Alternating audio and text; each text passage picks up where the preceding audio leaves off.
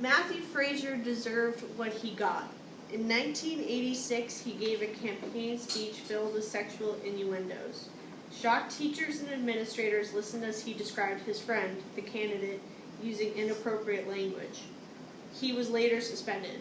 Was he unjustly accused? I would argue no. Students should not have free speech in school. First, schools are a community and the right to free speech can offend people in the community.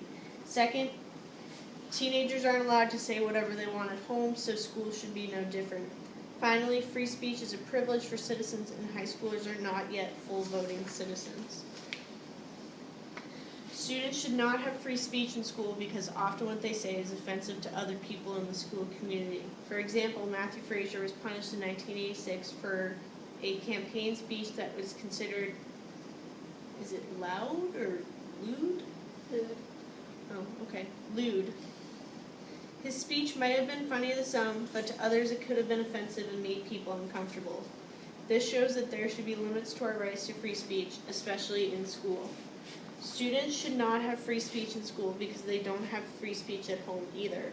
For instance, Matthew Fraser used gross innuendo language like, a man, what, ask his point, pounds it in, who will go to the very end, even to the climax for each and every one of you. This kind of offensive language should not be acceptable in most homes, so why should it be acceptable in school?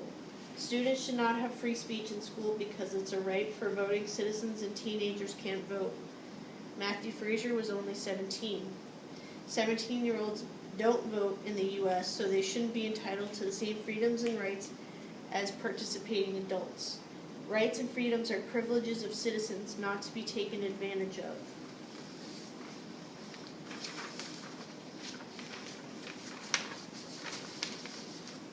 Students should not have free speech in school. Freedom of speech often offends others, like in the case of Matthew Fraser.